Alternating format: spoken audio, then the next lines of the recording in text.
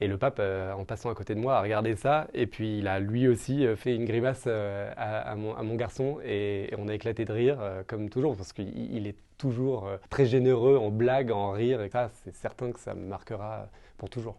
Je m'appelle Arthur Herlin, je suis reporter à Paris Match et spécialiste des questions du Vatican.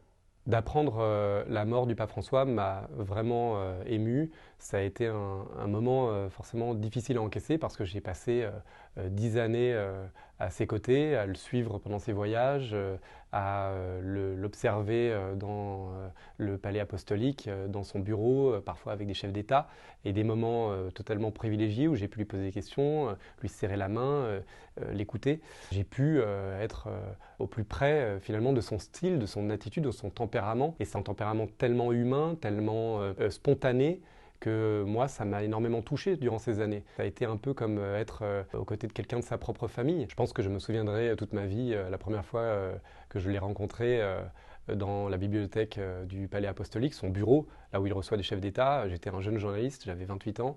Il venait de recevoir, d'échanger des cadeaux avec un chef d'État africain. Et le responsable de la salle de presse m'a demandé de partir. Il m'a poussé un peu vers la sortie. Et puis, quand le pape m'a vu un peu me faire renvoyer, il est venu vers moi. Donc, j'ai une photo du pape qui est en train de voir la scène et qui se porte à moi avec un grand sourire et qui demande au directeur de la salle de presse de se calmer 2 secondes. Puis, il s'est mis à échanger avec moi, à me demander comment je m'appelais, comment j'allais. Et ça a été un moment absolument extraordinaire quand le pape lui-même se porte à vous comme ça, un peu vient à votre secours et prend quelques instants pour vous connaître. Alors que moi, je pensais juste voler une photo. J'ai volé en fait un moment privilégié avec le pontife. Je me souviens d'un moment très touchant. Dans l'avion, il est venu me saluer, on a discuté et tout ça. Et quand il est repassé dans l'allée, je regardais mon téléphone et mon fond d'écran, c'est une photo de mon fils qui fait une grimace. Et le pape, en passant à côté de moi, a regardé ça. Et puis il a lui aussi fait une grimace à mon garçon. Et on a éclaté de rire,